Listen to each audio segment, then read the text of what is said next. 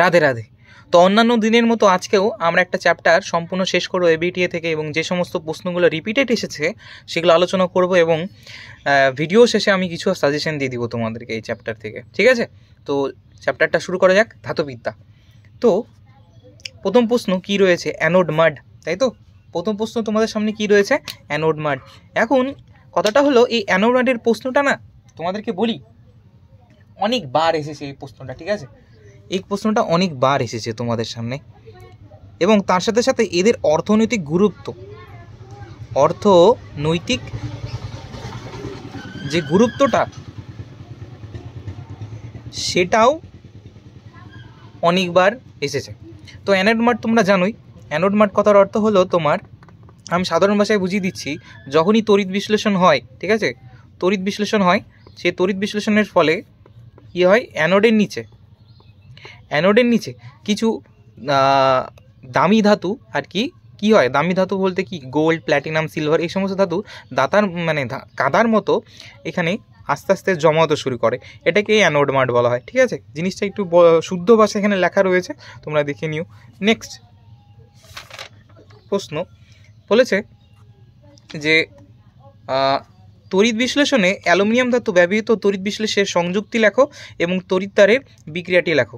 দেখো, আমরা যে তড়িৎ বিশ্লেষণে অ্যালুমিনিয়াম ধাতু ব্যবহার করি, সেই তড়িৎ বিশ্লেষণের কি সংযুক্তি লিখতে বলেছে। কার সংযুক্তি লিখতে বলেছে? আমরা যে অ্যালুমিনিয়াম ধাতু ব্যবহৃত করি সেই তড়িৎ বিশ্লেষণের সংযুক্তি লিখতে বলেছে। ঠিক আছে,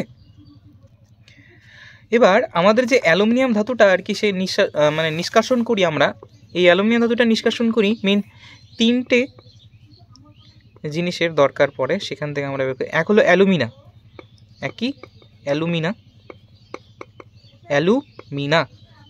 ইলুমিনাটি না, অ্যালুমিনা, এটা হয় 20 ভাগ। কত? 20 ভাগ। তারপর থাকে ক্রায়োলাইট, ক্রায়োলাইট থাকে কত পার্সেন্ট জানো? 60 ভাগ। এবং সর্বশেষ, last but not the least, সেটা হলো কি, ফ্লুওস্পার। এই ফ্লুওস্পার থাকে হলো তোমার কত হলো 20 ভাগ, যার সংকেত হলো CaF2। এখন এই তিনটে যৌগ মিশ্রিত থেকেই আমরা অ্যালুমিনিয়াম ধাতুটাকে নিষ্কাশন করে থাকি। ঠিক আছে, অ্যালুমিনিয়াম ধাতুটাকে নিষ্কাশন করে থাকি। এবার এর ক্যাথোড এবং অ্যানোড বিক্রিয়াটা তোমাদের সামনে দেখাই। ক্যাথোড এবং অ্যানোড বিক্রিয়াটা দেখো, ক্যাথোডের বিক্রিয়াটা দেখো, Al3+, 6 অণু ইলেকট্রন, 2টি অ্যালুমিনিয়াম উৎপন্ন হয়েছে। এবার তোমরা জানো যে ক্যাথোডে কি হয়, তাই তো? ক্যাথোডে কি রিয়াকশান হয় এবং অ্যানোডে কি রিয়াকশান হয়? ক্যাথোডে হয় তোমার বিজারণ, ক্যাথোডে কি হয়? বিজারণ। আর অ্যানোডে কি হয়? জারণ। আর এখান থেকে একটা টোটকা তোমাদের দিদি কীভাবে মনে রাখবে, ক্যাথোডে বিজারণের থেকে চলে আসলে হলো বাম দিক। কি আসলে চলে আসলো? বাম দিক, অর্থাৎ ইলেকট্রন বাম দিকে থাকে, বাম দিক। তো ইলেকট্রন কোন দিকে থাকবে? বাম দিকে থাকবে। এবার লক্ষ্য করে দেখো, এই ক্যাথোডে ইলেকট্রনটা কোন দিকে রয়েছে? বাম দিকে রয়েছে। তীর চিহ্নে যদি এই পাশটা ধরো, বাম দিকে রয়েছে, এটা ডান দিকে রয়েছে। এবার তোমরা জানো যে অ্যালুমিনিয়ামের Al2O3 অ্যালুমিনিয়াম, এটাকে যদি আমরা ভাঙি তাহলে দেখতে পাবে Al3+, 2টো, এবং অক্সিজেনের জন্য এই 2টা এখানে যাবে, তো 2-, কিন্তু অক্সিজেন কটা রয়েছে? 3টে, তাহলে 3 অক্সিজেন 2-। আশা করি বোঝাতে পারলাম, 3 অক্সিজেন 2-। এখন এরা কি করবে? এরা করবে জারণ, আর এরা কি করবে? এরা করবে বিজারণ, যেটা দেখতেই পাচ্ছ। আশা করি বোঝাতে পারলাম, ঠিক আছে? আশা করি বোঝাতে পারলাম, ঠিক আছে? এর পরের প্রশ্ন দেখো, লোহা নিষ্কাশনে একটি ক্ষারীয় বিগালক ব্যবহৃত হয়, কিন্তু তামা নিষ্কাশনে একটি আম্লিক বিগালক ব্যবহৃত হয় কেন? দেখো, এখন এই বিগালক থেকেও প্রশ্ন অনেক আসে, বুঝতে পারলা? তোমাদের ধাতুবিদ্যার বিগালকের উদাহরণগুলো খুব ইম্পর্টেন্ট ভাই। বিগত অনেক বছরে এই উদাহরণ থেকে অনেকবার প্রশ্ন এসেছে, অনেকবার প্রশ্ন এসেছে, মানে বুঝতে পারতে কত ইম্পর্টেন্ট এই অংশটা, বিগালক। দেখো, লোহা নিষ্কাশন নামে একটা ক্ষারীয় বিগালক ব্যবহার করা হয়, কারণ লোহা যে নিষ্কাশন করা হয়, যে আকরিক থেকে লোহা নিষ্কাশন করা হয়, সেটা হলো তোমার ছিল হিমাটাইট, ঠিক আছে? নট হিমাটাইট, ঠিক আছে? হিমাটাইট। আর এই হিমাটাইটের মধ্যে খনিজ মল হিসেবে কি থাকে বলো তো? খনিজ মল হিসেবে থাকে সিলিকা, Si O2 কি থাকে সিলিকা। লোহা নিষ্কাশন করা হিমাটাইট থেকে, আর হিমাটাইটের মধ্যে খনিজ মল হিসেবে SiO2 মানে আর কি নোংরা হিসেবে খনিজ মল হিসেবে কি থাকে SiO2। আর এই SiO2টা হলো তোমার হলো অ্যাসিডিক মানে আম্লিক। আর এই জিনিসটাকে অ্যাসিডিক হওয়ার কারণে আমাদেরকে বিগালক নিতে হবে তার উল্টো, বিগালকটা নিতে হবে উল্টো, অ্যাসিডিকের উল্টো বেসিক নিতে হবে, তার জন্য আমরা ক্ষারীয় বিগালক নিয়ে থাকি। আর ঠিক তেমনি উল্টো কি তামা। এবার কথাটা তাও ওটাও বলে দিই যে লোহা নিষ্কাশনের সময় যদি আমরা সিলিকা যদি থাকে, এটা হলো খনিজ মল, এটা কি খনিজ মল, এবং খনিজ মল দূরীকরণ করার জন্য আমরা কি নিই একটা, যেহেতু এটা কি খনিজ মল আম্লিক খনিজ মল, কি খনিজ মল আম্লিক খনিজ মল। আর আম্লিক খনিজ মল দূরীকরণ করার জন্য আমরা কি নিই বিগালক, কি নিই বিগালক। এখন কেমন বিগালক, আম্লিকের উল্টো ক্ষারীয়। এবার কোন বিগালক না হয় এটাও আর কি বলে দিচ্ছি, চুনা পাথর না হয়, ক্যালসিয়াম কার্বনেট না হয়, হয়ে গেল। নেক্সট যদি একটা প্রশ্ন আসে তামা নিষ্কাশনে একটি আম্লিক বিগালক, তাহলে ঠিক তেমনি উল্টো, তাহলে তামার মধ্যে তাহলে এমন কি থাকে যার জন্য আমরা আম্লিক বিগালক নিই। দেখো তামার মধ্যে আমরা পাই হলো ফেরাস অক্সাইড, যেটা হলো একটা খনিজ মল, আর এই খনিজ মলটা হলো তোমার ক্ষারীয়, এটা কি ক্ষারীয় প্রকৃতির। কীভাবে বুঝবো, লোহা বেশিরভাগ ক্ষারীয় অক্সাইড উৎপন্ন করে, এবং তার জন্য আমরা এক ধরনের বিগালক ইউজ করব। সে কোন বিগালক, হ্যাঁ সিলিকা, SiO2 সিলিকা। আর SiO2 এটা ব্যবহার করব, আর এটা কেমন, এটা হলো আম্লিক, দেখো উল্টো, ঠিক আছে। আশা করি বুঝতে পারলাম। এরপর চলো থার্মিট পদ্ধতি জিনিসটা কি। দেখো এক কথায় তোমাদেরকে এখান থেকে আরেকটা টাইপের প্রশ্ন আসে, যেটা হলো থার্মিট মিক্সচার কি। থার্মিট মিক্সচার কি জানো, যদি জেনে থাকো তাহলে কমেন্টে জানাতে পারো। এরপর থার্মিট পদ্ধতি কি, দেখো উচ্চ উষ্ণতায় অক্সিজেনের প্রতি যাদের আসক্তি বেশি হয়, আসক্তি মানে কি তাদের অক্সিজেনের সাথে যুক্ত হওয়ার প্রবণতা যাদের বেশি হয়, তারা কি করে, যেমন তোর লোহা আছে, ম্যাঙ্গানিজ আছে, ক্রোমিয়াম আছে, তারা হলো অক্সিজেনের প্রতি খুব আসক্ত, ঠিক আছে। মানে এই তিনজন বন্ধু অক্সিজেনের প্রতি ক্রাশের প্রতি ক্রাশ খেয়ে গেছে, খুব আসক্ত এক কথায়। তো এরা যখন এদের কি অক্সিজেনের সহজে উত্তপ্ত করি, তখন কি হয়, তখন সেই সমস্ত ধাতুগুলো বিজারিত হয়ে গলিত হয়ে একটা ধাতু গঠন করে, গলিত ধাতু গঠন করে, ঠিক আছে। আর ওটাকে বলা হয় থার্মিট পদ্ধতি, ঠিক আছে। আর এই প্রক্রিয়ায় এই গলিত লোহাকে ব্যবহার করে আমরা রেল লাইনের যে সমস্ত অংশ ফেটে যায় সেটাকে আমরা পূর্ণ করি, বা বিভিন্ন প্রকার যন্ত্র জোড়া দেওয়ার কাজে এই থার্মিট মিক্সচার ব্যবহার করা হয়। থার্মিট মিক্সচারে 3 ভাগ Al2O3 এবং 1 ভাগ Fe মানে লোহা নেওয়া হয়। আমি বলেই দিলাম, দেখো তোরটা 3 ভাগ Al2O3 অ্যালুমিনিয়াম ট্রাইঅক্সাইড এবং 1 ভাগ লোহা ব্যবহার করা হয়। নেক্সট স্পাইজেল কি এবং স্টিল প্রস্তুতিতে ভূমিকা লাগো। দেখো স্পাইজেল ছোট প্রশ্ন, এটা খুবই ইম্পর্টেন্ট এবং আসে অনেক সময়। স্পাইজেল কি, তাই তো, দেখো বলে দিচ্ছি আমি। স্পাইজেল হলো কার্বন, ম্যাঙ্গানিজ এবং আয়রনের একটা সংকর ধাতু। স্পাইজেল হলো কি, স্পাইজেল হলো কার কার্বনের, ম্যাঙ্গানিজ এবং আয়রনের কি একটা সংকর ধাতু। এটা মনে কিভাবে রাখবে, লৌহ মানব, বা তোমরা আর কি যদি মানে অ্যাভেঞ্জার্স দেখো তাহলে বুঝতে হবে আয়রন ম্যান, তাই না, আয়রন ম্যান। তো আয়রন মানে লোহা, বুঝতে পারতেছো, Fe, আর ম্যান মানে বুঝতে পারতেছো ম্যাঙ্গানিজ, ঠিক আছে। লৌহ মানব আর কার্বন এখানে হয়ে গেল, আশা করি বুঝতে পারলাম। তো স্পাইজেল, লৌহ মানব, এইভাবে তুমি মনে রাখতে পারো। এবার এরা হলো স্টিল প্রস্তুতিতে ভূমিকা লাগো। স্টিল বানাতে এদের ভূমিকা জিনিসটা কি, আমি এখানে পরপরভাবে লিখিয়ে দিয়েছি, দেখো দেখে নিতে পারো। স্পাইজেলে উপস্থিত কার্বন এবং ম্যাঙ্গানিজ গলিত আয়রনের মধ্যে দ্রবীভূত থেকে অক্সিজেনের সঙ্গে বিক্রিয়া করে অক্সিজেনকে অপসারিত করে এবং ভঙ্গুরতা দূর করে, ঠিক আছে। মেন কথা হলো এমন একটা স্টিল দরকার যাদের ভঙ্গুরতা কম থাকবে, এবং যদি তার মধ্যে যদি অক্সিজেন থেকে দেয় তাহলে তো অসুবিধা, যার কারণে এই বিক্রিয়াটা ঘটে। স্পাইজেলে উপস্থিত কার্বন এবং ম্যাঙ্গানিজ গলিত আয়রনে দ্রবীভূত হয়ে প্রয়োজনীয় কার্বন সরবরাহ করে, যার কারণে ইস্পাতের মতো কাঠিন্য প্রসারণশীলতা বাড়িয়ে তোলে। এক কথায় যেহেতু আমাকে স্টিলটা যে ব্যবহার করবো তার প্রসারণশীলতা এবং তার কাঠিন্যটা মজবুত হতে হবে, যার জন্য আমাকে কার্বনের পরিমাণটা দরকার, এবং সেই কার্বনটা কে দিচ্ছে, কার্বন আর ম্যাঙ্গানিজ গলিত আয়রনের সাথে মধ্যে দ্রবীভূত হয়ে এই কার্বনের যে সরবরাহটা ওটা বজায় রাখছে, ঠিক আছে। নেক্সট নেক্সট প্রশ্ন বলেছে তাপজারিত জিঙ্ক অক্সাইডের কার্বন বিজারণের সময় অতিরিক্ত কোক চূর্ণ মেশানো হয় কেন? কোক চূর্ণ, ঠিক আছে, কোক চূর্ণ কার্বনের চূর্ণ আর কি, কেন মেশানো হয়? কেন মেশানো হয়? আর বস্তুটা আসতে দেবে কেন মেশানো হয়, তাই তো? দেখো জেডেনও মানে জিঙ্ক অক্সাইডের যখনই আমি কার্বন বিজারণ করব, কার্বন বিজারণ মানে কার্বন দ্বারা বিজারণ করা শুরু করব, তখন কি উৎপন্ন হয়? তখন উৎপন্ন হয় তোমার হলো জিঙ্ক, কার্বন মনোক্সাইড এবং কার্বন ডাইঅক্সাইড। এবং এই কার্বন ডাইঅক্সাইডের না খুবই স্বার্থপর বন্ধু, এ কী করে এই জিঙ্কের সাথে রিয়াকশন করে আবার এই জিঙ্ককে কিসে কনভার্ট করে দেয় বলো তো? একে কী করে দেয়? জিঙ্কের সাথে রিয়াকশন করে এই জিঙ্ককে আবার কী করে দেয়? আবার জারিত করে জিঙ্ক অক্সাইডে পরিণত করে দেয়। তাহলে জিঙ্ক তো আমরা পেলামই না, যার জন্য আমরা এত দরকার জিঙ্ক পাবো, জিঙ্কের জন্য এত রিয়াকশন, জিঙ্ক তো পেলামই না। এবার কি হলো, তাই না? এবার কতটা হলো কী হলো, এবার যাতে কার্বন ডাইঅক্সাইডটা মানে উৎপন্ন বিক্রিয়াজাত পদার্থে না থাকে, তার জন্য আমরা কি করলাম, এই কার্বন ডাইঅক্সাইডকে আমাকে হাঁটানোর চেষ্টা করলাম, তাই না? এই কার্বন ডাইঅক্সাইড আমরা কী করলাম, কোক চূর্ণ দিয়ে দিলাম।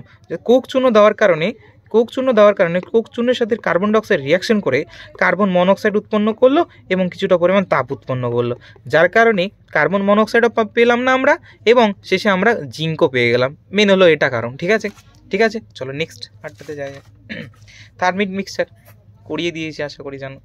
তড়িৎ বিশ্লেষণে অ্যালুমিনিয়াম ধাতু নিষ্কাশনে ক্রায়োলাইট ও ফ্লোরস্পারের ভূমিকা কী? এটা খুবই ইম্পর্টেন্ট কোয়েশ্চেন, হ্যাঁ, ভালো করে দেখো। দেখো এই যে আমরা বিশুদ্ধ অ্যালুমিনিয়াম থেকে অ্যালুমিনিয়াম কি বিশুদ্ধ অ্যালুমিনিয়া থেকে বিশুদ্ধ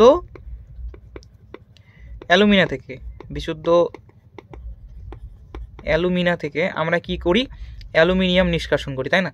এখন এই বিশুদ্ধ অ্যালুমিনিয়ামের জানো গলনাঙ্ক কত? 2050 ডিগ্রি সেন্টিগ্রেড। এবার কথা তার আগে একটা তোমাদেরকে বলে রেখে জানো, অ্যালুমিনিয়াম না উচ্চ উষ্ণতায় বাষ্পীভূত হয়ে যায়, উচ্চ উষ্ণতায় কি হয়ে যায়, বাষ্পীভূত হয়ে যায়, এটা মনে রাখতে হবে, বাষ্পীভূত হয়ে যায় মানে অ্যালুমিনিয়াম আর পাওয়া যায় না। যত উচ্চ উষ্ণতা দিবে অ্যালুমিনিয়াম কি বাষ্পীভূত হয়ে অ্যালুমিনিয়াম ট্রাইঅক্সাইড গঠন করে ওই মানে হাওয়া হয়ে যাবে কোথায়, মানে তাহলে আর অ্যালুমিনিয়াম পেলাম না। এবার কথাটা হলো দেখো এখানে গলনাঙ্ক এতটাই বেশি, তাহলে বুঝতেই পারতেছো যে কোনোভাবে এখান থেকে আমরা অ্যালুমিনিয়াম নিষ্কাশন করতে পারবো না, যেহেতু উষ্ণতা বেশি, এরকম হওয়ার সম্ভাবনা অনেক রয়েছে। তাহলে কি হবে, অসুবিধা কি হয়ে গেল, মানে ও সমাধান কি করবো ভাই, খুব অসুবিধা। এর জন্য আমরা এর মধ্যে দুটো জিনিস অ্যাড করি, এক হলো যেটা বলেছে ক্রায়োলাইট, আরেকটা হলো ফ্লোরস্পার আমরা যখন অ্যাড করব না, তখন ওই ফ্লোরস্পার কী করে জানো, তখন এই গলনাঙ্কটা কিছুটা পরিমাণ কমিয়ে দেয়, যার কারণে গোটা মিশ্রণের গলনাঙ্ক হয়ে যায় 900 ডিগ্রি সেন্টিগ্রেড। যার কারণে আমাদের আগে যতটা তড়িৎ দিতে হতো গলনাঙ্কতে পৌঁছানোর জন্য, এখানে আমাকে একটু কম তড়িৎ দিতে হচ্ছে, এক কথায় তড়িৎ শক্তি কম ব্যয়িত হচ্ছে, টাকাও বেঁচে গেল। আর নেক্সট যেহেতু উষ্ণতা কম ছিল এবং উষ্ণতা কম হওয়ার কারণে বাষ্পীভূতও কম হচ্ছে, বা অনেক অনেক অনেক বেড়ে গেল, হ্যাঁ কি না, অনেক লাভ হলো।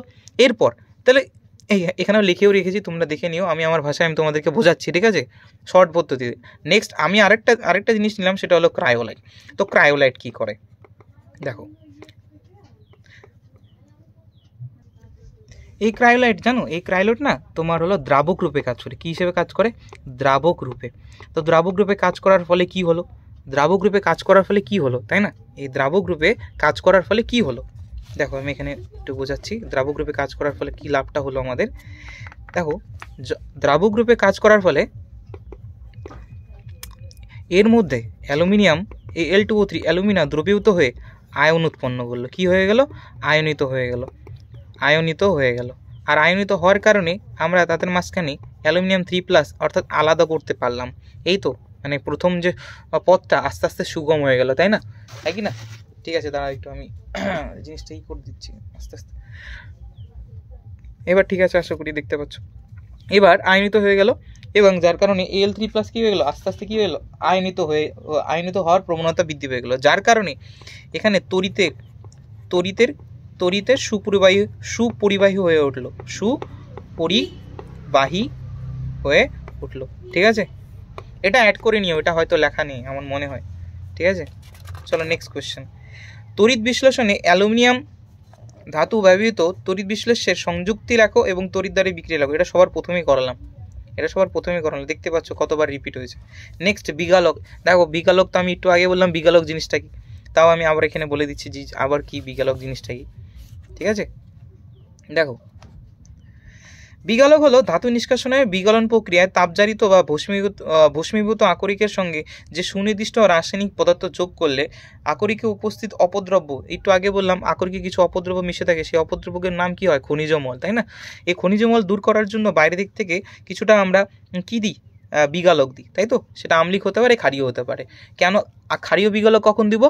আম্লিক খনিজ মলের জন্য। আর আম্লিক বিগালক কখন দিব? যখন ক্ষারীয় খনিজ মল হবে, ঠিক আছে? এরপরের দেখো প্রশ্ন,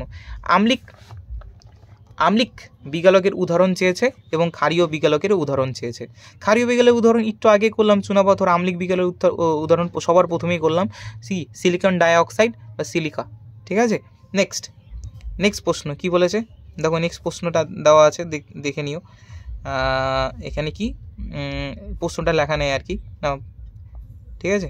তোমরা দেখে নিও, উত্তরটা করা আছে আশা করি, হালকা ফালকা প্রশ্নটা হয়তো লিখতে ভুলে গেছে, যাই হোক। নেক্সট, জিঙ্ক ব্লেডের তাপজারণের সময় জিঙ্ক ব্লেড যাতে জেডেন অক্সাইডে পরিণত না হয় সেজন্য বায়ুপ্রবাহ তাপমাত্রা নিয়ন্ত্রণ রাখা হয়। আচ্ছা, বায়ুপ্রবাহ তাপমাত্রা নিয়ন্ত্রণ রাখা হয় কেন? তো হয়তো প্রশ্নটা হলো জেডেনএস থেকে, জিঙ্ক ব্লেড থেকে,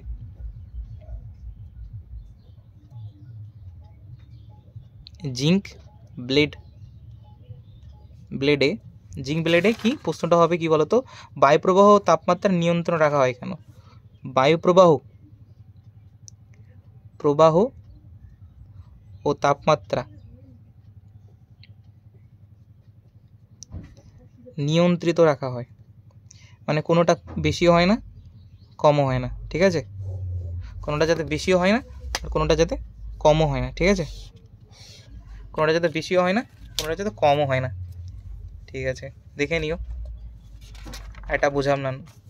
নেক্সট, অ্যানোড মাড, এটা সবার প্রথমেই বুঝালাম। নেক্সট, জিঙ্ক ব্লেড আকরিকে কার্বন বিজারণের আগে তাপজারিত কেন করতে হয়? কার্বন বিজারণের আগে তাদেরকে আমরা তাপজারিত করি, তারপর আমরা জিঙ্ক ব্লেড থেকে জিঙ্ক আর কি নিষ্কাশন করি। দেখো, জেডএনএস এর কার্বন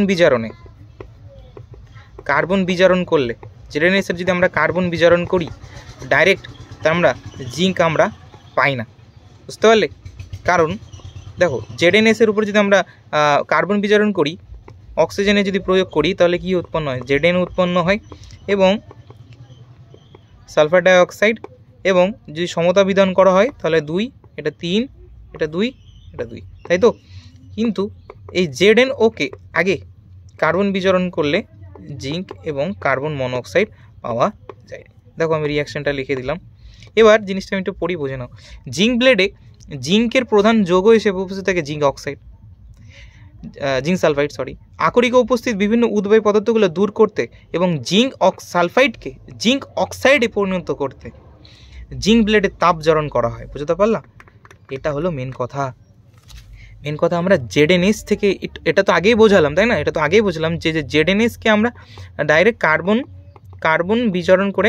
কার্বন বিজারণ দ্বারা, একটু আগেই লিখলাম না, কার্বন বিজারণ দ্বারা জিঙ্ক পাওয়া যায় না।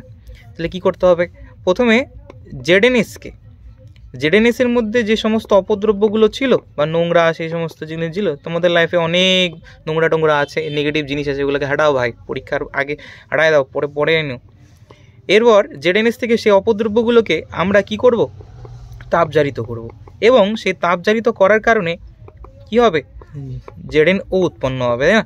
আর এই জেডএনও থেকে আমরা জিঙ্ক পেতে পারি। এক কথায় মেন এটা। দেখো, শর্টকাটে লিখলাম, এভাবে লিখে তোমরা আর কি মেমোরাইজ করতে পারে, ঠিক আছে? আজকে করে বুঝতে পারলাম, ঠিক আছে? এখন কত ডিগ্রি টেম্পারেচার লাগে? 800 ডিগ্রি সেন্টিগ্রেড বেশি নিয়ন্ত্রিত বায়ুপ্রবাহ করতে হয়, হ্যান ত্যান, এগুলো তোমরা জানো। এই প্রশ্নটা আবার আগে রিপিট হয়েছে, ঠিক আছে? চলো দেখো, পোলিং কাকে বলে? পোলিং কাকে বলে? পোলিং জিনিসটা কি? যে সমস্ত ধাতুর মধ্যে তারা নিজ অক্সাইড জনিত অশুদ্ধি থাকে, তাদের গলিত এবং উত্তপ্ত অবস্থায় কাঁচা কাঠের দণ্ড দিয়ে নাড়ালে যে গ্যাসীয় হাইড্রোকার্বন তৈরি হয়, তা দিয়ে অশুদ্ধ অক্সাইডকে বিজারিত করে বিশুদ্ধ ধাতুতে পরিণত করার পদ্ধতিকে বলা হয় পোলিং, ঠিক আছে? বিশুদ্ধ ধাতুকে পরিণত করার পোলিং। ইনভারের উপাদান কি কি? ইনভার আমরা কি নিয়ে গঠিত হয়? লোহা, ফেনি নিয়ে গঠিত হয়। কত নিয়ে? ফেনি নিয়ে গঠিত হয়, ফেনি, ঠিক আছে? নেক্সট, ভস্মীকরণ এবং তাপজারণের মধ্যে পার্থক্য, ভাই এটা কিন্তু দেখে যেও ভাই, এটা কিন্তু দেখে যেও, খুবই ইম্পর্টেন্ট এটা একটা কোয়েশ্চেন, ভস্মীকরণ তাপজারণ পদ্ধতিটা, ঠিক আছে। ভস্মীকরণ মেনলি হলো কার্বনেট আকরিকের ক্ষেত্রে প্রযোজ্য হয়, আর হলো তাপজারণ সালফাইড আকরিকের ক্ষেত্রে প্রযোজ্য হয়। কার্বনেটের জন্য, এটা সালফাইডের জন্য, এটা কার্বনেটের জন্য, আর এটা হলো সালফাইড, মনে রাখবে, এটা কার্বনেট, এটা হলো, এটা নাম কি বলো, সালফাইড। নেক্সট, কপার ম্যাট কি? কপার ম্যাট কি? এটা কি কপার ম্যাট কি? আচ্ছা থামো, আমি জিনিসটা ভস্মীকরণ তাপজারণের ব্যাপারটা আরও একটু ভালো করে তোমাদেরকে দেখাতে চাই।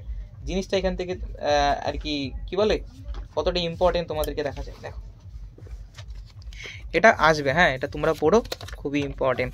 দেখো ভস্মীকরণ এবং তাপজারণের পার্থক্য। ভস্মীকরণে কি হয়, আকরিকের থেকে গলনাঙ্কের থেকে কম, এক কথায় পরিমিত বায়ুপ্রবাহ প্রয়োগ করতে হয়, কিন্তু তাপজারণে কি আমাদের অতিরিক্ত বায়ুপ্রবাহ ইউজ করতে হয়। এটা অক্সাইড এবং কার্বনেটের জন্য উপযোগী, এটা হলো সালফাইড আকরিকের জন্য উপযোগী, ঠিক আছে। এখানে উদ্বায়ী অপদ্রব্য অপসারিত হয়, এখানে উদ্বায়ী পদার্থের অপসারণ ঘটে এবং তার সাথে সাথে আকরিকটি কি হয়, জারিত হয়ে যায়। এটা খুবই ইম্পর্টেন্ট, দেখে নিও, হ্যাঁ দেখে নিও। এরপরের প্রশ্ন দেখো, কপার ম্যাট কি এবং এর রাসায়নিক উপাদানটি লেখো। দেখো কপার ম্যাট মেনলি কাকে দুটো নিয়ে তৈরি হয়, তাই না। কপার ম্যাট তোমরা জানো, copper matte Cu2S plus FeS, এই দুজনের যোগফলকে বলা হয় কপার ম্যাট। এবং এই কপার ম্যাট থেকে আমরা আচ্ছা কপার ম্যাটের রাসায়নিক উপাদান চেয়েছে, আচ্ছা বুঝতে পারছি। তাহলে কপার ম্যাটের মধ্যে কি থাকে, এই ম্যাটের মধ্যে কি কি থাকে, 40 থেকে 45% থাকে হলো তোমার কপার, আর তারপর 30 থেকে 35% থাকে হলো তোমার আয়রন, এবং কিছুটা বাদ বাকি যে কি থাকে, সালফার, কি থাকে, সালফার, ঠিক আছে। নেক্সট, কার্বন বিজারণে Al2O3 থেকে অ্যালুমিনিয়াম নিষ্কাশন করা যায় না, কেন যায় না। এবার কথাটা হলো Al2O3 তার মধ্যে একটু আগেই বললাম যে অ্যালুমিনিয়ামের জানো অক্সিজেনের প্রতি আসক্তি বা আর কি যে টান অনেক বেশি, উচ্চ তড়িৎ ধনাত্মক ধর্ম, মানে দেখো বেশিরভাগ 3+ থাকে না, আর এদের ধনাত্মক ধর্ম যেহেতু বৃদ্ধি, আর কি তোমরা ফাজানের সূত্র জানো, এই যে এটার কারণে এদের না অক্সিজেনের প্রতি যে অ্যাট্রাকশনটা অনেক বেশি, এর কারণে Al2O3 না যৌগটি অত্যন্ত সুস্থায়ী হয়, ঠিক আছে। এই সুস্থায়িতার কারণে Al2O3 আমরা কার্বন বিজারণ করে অর্থাৎ অ্যালুমিনিয়ামে অপরিণত করতে সক্ষম হই না, ঠিক আছে, বুঝতে পারলা। আচ্ছা দাঁড়াও একটু টাইম নিয়ে নিচ্ছি, শব্দ হচ্ছে। আচ্ছা ঠিক আছে, আসো চলে আসলাম। দেখো ব্যাপারটা কি বলো তো, অ্যালুমিনিয়ামকে Al2O3 থেকে তোমরা একটু আগে বললাম যে Al2O3 উচ্চ তড়িৎ ধনাত্মক ধর্মের জন্য এখান থেকে আমরা অ্যালুমিনিয়াম সরাসরি তৈরি করতে পারি না। এরপর এই অ্যালুমিনিয়াম যেহেতু Al2O3 থেকে আমাকে অ্যালুমিনিয়াম বানানোর জন্য আবার তাপ দিতে হবে, তাপ দিলে আবার কী অসুবিধা হয়ে যায় জানো, আমি যখন আবার তাপ দিই তখন কি হয়, উচ্চ উষ্ণতা পাওয়ার সাথে সাথে এই অ্যালুমিনিয়াম তাপের সংস্পর্শে এবং কার্বনের সংস্পর্শে, যেহেতু আমাকে কার্বন বিজারণ করতে হবে, যদি করিনি আমরা, ধরো আমরা কোনো কারণবশত এর কার্বন বিজারণ করলাম, তো কার্বন বিজারণ করার সময় আমাদেরকে অ্যালুমিনিয়াম পাওয়ার জায়গায় অ্যালুমিনিয়াম তো আসে না, এবং তার জায়গায় একটা নতুন কিছু কম্পাউন্ড চলে আসে, এই Al4C3, ঠিক আছে। তাহলে অ্যালুমিনিয়াম তো আসলোই না, তাহলে মেন তো উদ্দেশ্য আমাদের হলোই না, ঠিক আছে। এরপর দেখো মারুতচুল্লির লোহা নিষ্কাশনের রাসায়নিক বিক্রিয়াগুলি লিখবো, ঠিক আছে।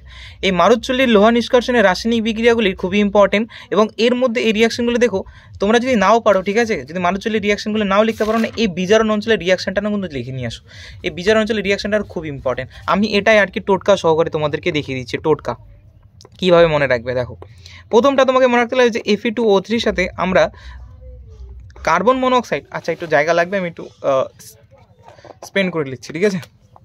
টোটকা হিসেবে এটা লিখি আমি, ধরো Fe2O3 আমি কার্বন মনোক্সাইড নিয়ে নিলাম, যার কারণে উৎপন্ন হলো Fe3O4 এবং উৎপন্ন হলো কার্বন মনোক্সাইড। এবার এই যা ভাই যাই তাড়াতাড়ি ভাগ বেসিক্যালি, এবার Fe3O4 এবং কার্বন মনোক্সাইড, এবার এই Fe3O4 আবার আসছিস, যা এই Fe3O4 আবার এখান থেকে Fe3O4 নিলাম, আমি আবার এর কার্বন মনোক্সাইডের সাথে রিয়াকশন করলাম, যার কারণে উৎপন্ন হবে Fe এবং আবার এই কার্বন ডাইঅক্সাইড।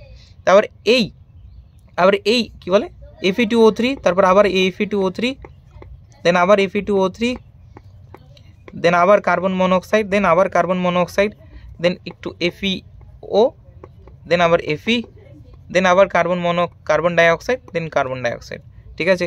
এটা হলো এফি। হ্যাঁ, এবার দেখো এখানে এফি কয়টা, এফি কয়টা 3টে, তাহলে এখানে 3 দিয়ে দাও। এখানে অক্সিজেন কয়টা 4টে, এখানে 4 দিয়ে দাও। এখানেও কার্বন কয়টা 4টে, 4 দিয়ে দাও। দেখো এটা টোটকা। এখানে এফি কয়টা 2টো, দিয়ে দাও 2। অক্সিজেন কয়টা 3, এখানে 3 দাও, এখানে 3 দিয়ে দাও। এখানে অক্সিজেন কয়টা 3, তাহলে এখানে 3 দিয়ে দাও, এখানে 3 দিয়ে দাও। এখানে এফি কয়টা 2, এখানে 2 দাও, খতম, শেষ। আর উপরে দেখো এখানে এফি কয়টা 2টো, এইখানে এফি কটা 3টে, তাহলে 3টা এখানে বসাও আর 2টা এখানে বসাও। এখানে অক্সিজেন কটা 3টে, তাহলে এখানে কত বসানো উচিত 3, বাট এখানে যদি 3 বসাই তাহলে কার্বনের পরিমাণটা চেঞ্জ হবে, তার জন্য এখানে বসবে না। ঠিক আছে, দেখো করিয়ে দিলাম। ঠিক আছে, বোঝাতে পারলাম? যদি অসুবিধা হয় আমি আবার করিয়ে দিচ্ছি। দেখো আগে পেহলে Fe2O3, দেন একটা এফি বাড়াও, Fe3, একটা অক্সিজেন বাড়িয়ে দাও Fe3O4, তারপর আবার একটা এফি কমাও, একটা অক্সিজেন কমাও, তারপর আবার Fe2O3। প্রথমে কার্বন মনোঅক্সাইড, দেন কার্বন মনোঅক্সাইড, দেন কার্বন মনোঅক্সাইড, দেন কার্বন মনোঅক্সাইড। প্রথমটার প্রোডাক্ট হবে এটা, এখানকার কত Fe3O4, আর উৎপন্ন হবে carbon dioxide, Fe carbon dioxide, FeO carbon dioxide, এবং আবার Fe কার্বন ডাইঅক্সাইড। এবার দেখো এখানে এফি কয়টা 2টো, দাও দিয়ে দিও। অক্সিজেন কটা 3টে, এখানে 3 দাও, এখানে 3 দিয়ে দাও। এখানে এফি কটা 2টো, দাও 2। এফি অক্সিজেন কটা 3টে, দাও 3। এখানে এফি কটা 3টে, দাও 3। অক্সিজেন কটা 4টে, 4 4। এখানে এফি কটা 2টো, এফি 3টে, তাহলে এখানে একে 3 দিয়ে গুণ করবো, এটাকে আমি 2 দিয়ে গুণ করবো, খতম, আর কিচ্ছু করার দরকার নেই, খতম হয়ে গেল বিজারণের ব্যাপারটা। ঠিক আছে, নেক্সট দেখো কি বলেছে, ধাতুবিদ্যায় বিগালকের নির্বাচন আকরিকে থাকা খনিজ বলের রাসায়নিক প্রকৃতির ওপর নির্ভর করে। হ্যাঁ অবশ্যই, একটু আগেই তো বললাম না, যদি কোনো খনিজ মল অ্যাসিডিক হয় তো তার জন্য আমাকে বিগালক হিসেবে কি নিতে হবে, বেসিক নিতে হবে। এবার কোনো খনিজ মল যদি বেসিক হয় তাহলে অবশ্যই আমাকে বিগালক হিসেবে কি নিতে হবে, অ্যাসিডিক বিগালক নিতে হবে। এর প্রকৃতির উপর নির্ভর করতেছে আমরা কোন বিগালক নেব, এর প্রকৃতির উপর নির্ভর করতেছে। ঠিক আছে, নেক্সট, কোন ধরনের আকরিকের গাড়িকরণ ফেনাবাসন পদ্ধতিতে করা হয়? সালফাইড আকরিকের করা হয় ফেনাবাসন পদ্ধতিতে। কি সালফাইড আকরিকের জন্য ফেনাবাসন পদ্ধতি ইউজ করা হয়। নেক্সট, কপার ম্যাট থেকে কপার নিষ্কাশনের শতবিজনের প্রক্রিয়াটি সমিত সমীকরণ সহ লেখো। এটা তো ভাই ক্লাস 10 থেকে এই কোশ্চেনটা আছে, ক্লাস 10এও এই কোশ্চেনটা আছে। ঠিক আছে, ক্লাস 10এও শতবিজরণ পদ্ধতি, না এটা না। ঠিক আছে, আচ্ছা এটা তোমাদের ছায়া প্রকাশনী বইয়ের, হ্যাঁ তোমাদের ছায়া প্রকাশনী বইয়ের প্রথম দিকেও রয়েছে, তোমরা সেটাও লিখতে পারো। তোমাদের ছায়া প্রকাশনী বইয়ের একদম সবার প্রথমে এই যে কপার গ্লান্স, যে CU2, এটাও লিখতে পারো। হ্যাঁ ঠিক আছে, বাট তোমরা যদি চাও আমি লিখিয়ে দিয়েছি, কোনো অসুবিধা নেই, তুমি এটাও লিখতে পারো। এবার নেক্সট, কাস্ট আয়রন প্রস্তুতিতে বিগলনের সময় মারুচুলিতে চুনাপাথর যোগ করা হয় কেন? হ্যাঁ, চুনাপাথর মারুচুলিতে বিয়োজিত হয়ে ক্যালসিয়াম অক্সাইড বানায়। চুনাপাথর মারুচুলিতে বিয়োজিত হয়ে ক্যালসিয়াম অক্সাইডে পরিণত করে, আর এই ক্যালসিয়াম অক্সাইড আকরিকে উপস্থিত SiO2 অবিশুদ্ধকে সঙ্গে যুক্ত হয়ে ক্যালসিয়াম SiO3 গঠন করে, আর CaCO3 এখানে ক্ষারীয় বিগালক হিসেবে কাজ করে। এক কথা একটু আবার একই জিনিস এখানেও চুনাপাথর অ্যাড করার একটু, কারণ চুনাপাথর তুমি জানো চুনাপাথর কি, এই চুনাপাথরটা কি হিসেবে কাজ করতেছে, ক্ষারীয় বিগালক হিসেবে কাজ করতেছে। ক্ষারীয় বিগালক হিসেবে কাজ করতেছে। আর এই ক্ষারীয় বিগালক কার সাথে রিয়াকশন করলো? আকরিকের মধ্যে থাকা SiO2 খনিজ মলের সাথে, SiO2 খনিজ মল। আর এই SiO2 কি কেমন খনিজ মল? অ্যাসিডিক। আর যখন এরা পরস্পরের সাথে রিয়াকশন করবে তখন একটা নতুন যৌগ তৈরি করবে যার নাম হলো SiO3। ঠিক আছে, হয়ে গেল, এভাবে জিনিসটা হয়। থার্মিট পদ্ধতির নীতি, এটা একটু আগে করলাম। আবার অ্যানোড মাটির অর্থনৈতিক গুরুত্ব, সর্বপ্রথম প্রশ্ন হয়তো এটা দিয়ে শুরু করেছিলাম, যে অর্থনৈতিক গুরুত্বটা। মূল্যবান ধাতু সংরক্ষণ করা যায়। নেক্সট, বিশুদ্ধ অ্যালুমিনিয়াম থেকে অ্যালুমিনিয়াম কীভাবে প্রস্তুত করা হবে? এটাও তোমাদের সবার প্রথমে দেখো রিপিটেড কোয়েশ্চেন, এটার জন্যই তো এটাও রিপিটেড কোয়েশ্চেন। তৈলবাসন পদ্ধতিতে কোন ধরনের আকরিকের গাড়িকরণ করা হয়? তৈলবাসন পদ্ধতি, ওই যে একটু আগে বললাম ফেনাবাসন পদ্ধতি। কি এটা? সালফাইড আকরিকের। ব্লিস্টার কপার, এটাও খুব ভালো প্রশ্ন। ব্লিস্টার কপার দেখো ব্লিস্টার কপার কি? মেন কথা, যখন আমরা কিউপ্রাস বা কপার পাইরাইটস থেকে যখন কপার নিষ্কাশন করি, কপার নিষ্কাশনের সময় গলিত কপার যখন উৎপন্ন হয়, যখন শীতল হয় এবং কঠিন হয়, এক কথায় আমরা যখন কপার নিষ্কাশন করব তখন সেই মানে আস্তে আস্তে সেই গলিত কপারটা, কারণ টেম্পারেচার অনেক দিয়েছি, তো সেই গলিত কপারটা যখন আস্তে আস্তে কী হবে, ঠান্ডা হবে, ঠান্ডা হওয়ার সাথে সাথে সেই কপারের গাত্র থেকে বুদবুদ আকারে সালফার ডাইঅক্সাইড গ্যাস আস্তে আস্তে কী হয়ে যাবে, বেরোতে থাকবে, হ্যাঁ, যার কারণে ফুসকার মতো দাগ পড়তে থাকবে সেই কপারের গায়ে, এবং এই সমস্ত স্ট্রাকচারকে বলা হয় ব্লিস্টার কপার। এই ব্লিস্টার কপারে জানো কত পার্সেন্ট কপার থাকে? 98% মতো কপার থাকে, এত বিশুদ্ধ। নেক্সট, কপার ধাতু নিষ্কাশনে সিলিকার ভূমিকা। কপার ধাতু নিষ্কাশনে সিলিকার ভূমিকা, ওই একই কোশ্চেন আবার কি রিপিটেড, এটা কেন? কারণ কপার ধাতুর মধ্যে অপদ্রব্য হিসাবে FeO, ক্ষারীয় কি বলো? ক্ষারীয় খনিজ মল থাকে, আর এই ক্ষারীয় খনিজ মল দূর করার জন্য আমাকে কি বিগালক নিতে হবে বলো? কি বিগালক নিতে হবে? আমাকে অ্যাসিডিক বিগালক নিতে হবে না, আমাকে একটা অ্যাসিডিক বিগালক নিতে হবে, SiO2 নিব, আর যার কারণে উৎপন্ন হবে FeSiO3। একটু আগে একটা করলাম, একদম সেম টাইপের, ঠিক আছে, সেম টাইপের করলাম। তারপর দেখো এই প্রশ্নটা অনেকবার রিপিট এসেছে, জিঙ্ক ব্লেড আকরিকের তাপ জারণের সময় উষ্ণতা নিয়ন্ত্রণ করা প্রয়োজন হয় কেন? এটাও রিপিটেড কোশ্চেন, এটাও একটু আগেই সলভ করলাম, repeated question, repeated question. Next, বায়ের পদ্ধতিতে বক্সাইট, হ্যাঁ এই যে বায়ের পদ্ধতি, অনেকক্ষণ পর একটা ভালো প্রশ্ন হলো। বায়ের পদ্ধতিটা তোমরা দেখে যেও, হ্যাঁ, বায়ের পদ্ধতি, লিচিং পদ্ধতি, হ্যাঁ, বায়ের পদ্ধতি, লিচিং পদ্ধতি, এটা দেখে যেও, হ্যাঁ, এটা একটু দেখে যেও, বায়ের পদ্ধতি। নেক্সট, তড়িৎ বিশ্লেষণে অ্যালুমিনিয়াম ধাতু ব্যবহৃত তড়িৎ বিশ্লেষণ সংযুক্তি, এই কোশ্চেনটা তো বহুতবার আসতেছে বন্ধুগণ। আশা করি তোমরা যদি প্রথম দিক থেকে শেষ পর্যন্ত থাকো তাহলে বুঝতে পারবে, হুট করে মাঝখান থেকে যদি চলে আসো তাহলে কিন্তু হবে না ভাই। এই কোশ্চেনটা তো বহুতবার এসেছে তোমাদের এই সলভের কারণে, হ্যাঁ, এটা বহুতবার এসেছে। নেক্সট, অ্যানোমার তো করিয়েছি। জিঙ্ক ব্লেডের আকরিকে কার্বন বিজারণের আগে তাপজারিত করা, ভাই সাহেব এটাও তো একটু আগেই করালাম, মানে এটাও রিপিটেড কোশ্চেন, অনেক কোশ্চেন রিপিট হচ্ছে, এটাও রিপিটেড কোশ্চেন, বুঝতে পারতেছো যে কোন কোশ্চেনগুলো বারবার রিপিট হচ্ছে, ঠিক আছে। নেক্সট, কপার ম্যাট থেকে কপার নিষ্কাশন শত বিজারণ, হায় রে তবা একটু আগেই তো করালাম, এটাও একটা রিপিটেড কোশ্চেন, দেখে নিও, হ্যাঁ কি না? এই যে তারপর প্রদত্ত ধাতুর মধ্যে কোনটি নিষ্কাশনে কার্বন বিজারণ পদ্ধতি ব্যবহার করা হয় না? হ্যাঁ, এটা একটা কোশ্চেন, দেখো কোশ্চেনটা দেখো, বলেছে লোহা, জিঙ্ক এবং অ্যালুমিনিয়ামের মধ্যে কোনটা আমরা কার্বন বিজারণ পদ্ধতি করতে পারি না? একটু আচ্ছা, এটাও যদি বলি রিপিটেড কোশ্চেন, কারণ দেখো আমরা যখনই এটাও একটা অন্য টাইপের একটা রিপিটেড কোশ্চেন। দেখো কোশ্চেনটা ছিল, হয়তো তোমাদেরকে দেখিয়ে দিই, হ্যাঁ, তোমাদেরকে একটু দেখিয়ে দিই।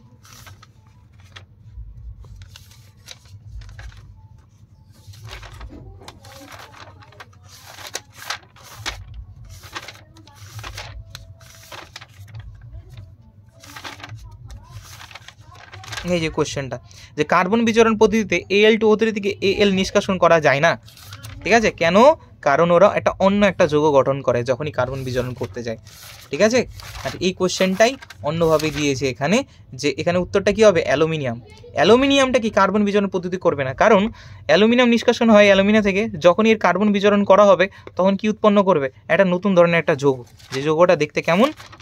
এমন, Al4C3 এবং 6 অণু কার্বন মনোক্সাইড, যার কারণে আমরা অ্যালুমিনিয়াম তো পেলাম না, অর্থাৎ কার্বন বিজারণ করা সম্ভবই নয়, উচ্চ তাপমাত্রার প্রয়োজন হয়, ঠিক আছে।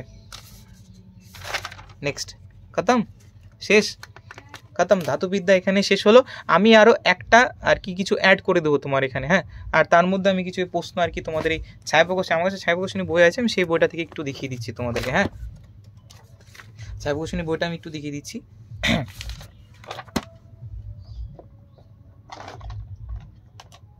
দেখো বস্মীকরণ তাপজারণ তোমরা দেখে যাবে। নেক্সট, তোমরা ফেনাবাসন পদ্ধতির এই গোটা পার্টটা দেখে যাবে, দরকার নেই এটা। লিচিং পদ্ধতি দরকার রয়েছে, ফেনাবাসন লিচিং পদ্ধতি, আর কিচ্ছু দরকার নেই এখান থেকে, দরকার নেই। বস্মীকরণ তাপজারণের পার্থক্য এনাফ, আর কিচ্ছু করার দরকার নেই। নেক্সট, এখান থেকে গোল্ডস্মিথের থার্মিট পদ্ধতি, থার্মিট মিক্সারটা দেখে যাবে, আর দরকার নেই। তারপরে যে কপার গ্লাসের বিক্রিয়াটা তো এসেছে। নেক্সট, এখান থেকে ভাই তুমি এই পেজটা কিন্তু না বাদ দিয়ে যেও না ভাই, বিগালক দেখতে পেয়েছো যে এখান থেকে কত কত ভারী ভারী টাইপের কোশ্চেন আছে, বিগালক সেই লেভেল কোশ্চেন আছে, বিগালক থেকে কোশ্চেন আসবে এখান থেকে, ঠিক আছে। মারুতচল্লী তোমরা বুঝেছো যে মারুতচল্লী বিজারণ বিভাগের এই অঞ্চলটা খুবই ইম্পর্টেন্ট। তারপর স্পাইজেল, নেক্সট ম্যাট জিনিসটা কপার ম্যাট, তারপর এখান থেকে ব্লিস্টার কপার, আর এখান থেকে টাফ পিচটা পড়েও, ঠিক আছে। তারপর আরেকটা জিনিস যে ম্যালাকাইটের সংকেতটা কেমন হয়, ম্যালাকাইট, ঠিক আছে, ম্যালাকাইটের সংকেত। তারপর এখান থেকে স্পেলটারটা পড়েও, স্পেলটারটা কিন্তু পড়েও। তারপর এখান থেকে যে প্রশ্ন আসা দরকার আমরা সলভ করলাম একটু আগেই, ঠিক আছে, যা দরকার আমরা সলভ করে নিয়েছি, তার মধ্যেও যদি খুব যেগুলো দরকার পড়ে আমি বলে দিচ্ছি, হ্যাঁ, ঠিক আছে। তো এখান থেকে তোমরা পড়ো এই যে কী বলে অ্যানোড মার্ট জিনিসটা কাকে বলে, তারপর তোমরা পড়তে পারো তরলায়ন বা লিকুয়েশন কোন কোন ধাতুর জন্য করা হয়, পাতন কোন কোন ধাতুর জন্য করা হয়, এটা পড়তে পারো। তারপর এখান থেকে মন্ড পদ্ধতি আর ভ্যান আর্কেল পদ্ধতি করে নিও, আর জোন এলাকা পরিশোধন কোন কোন অর্ধপরিবার জন্য করা হয় সেটাও দেখে নিও। তারপর চলে আসো যদি আমরা সংযুক্তিতে চলে আসি, সংযুক্তিতে তোমরা ইনভার পড়ে নিও, তামা, পিতল, কাঁসা, এই যে পিতল, ঠিক আছে, এবং কাঁসা, এই যে এই পার্টটা না দেখে যাও, পিতল আর কাঁসা, পিতল এবং কাঁসা এই পার্টটা কিন্তু খুব ভালো করে দেখে যাও। মিশ মেটালটা দেখে যাও, মিশ মেটাল কী হয়, সিগারেটের লাইটারে ব্যবহার করা হয়, এটাও খুব ইম্পর্টেন্ট পার্ট, হ্যাঁ। এর মধ্যেই তোমাদের আর কি যেগুলো দরকার তোমরা পড়ে যাবে, এমসিকিউগুলো ভালো করবে এবং অতি সংক্ষিপ্ত প্রশ্নগুলো পড়ে গেলেই যথেষ্ট হবে, ঠিক আছে। আশা করি আমি আমার সম্পূর্ণ সময় দিয়ে তোমাদেরকে হেল্প করার চেষ্টা করলাম, সামনের ভিডিওতে আসতেছে, ঠিক আছে। আমি আর এর মধ্যে আরও একটা সংযুক্তি অ্যাড করে দেবো, ঠিক আছে। তো আজকের মতো এখানেই, রাধে রাধে, ভালো করে পড়াশোনা করবে, টাটা।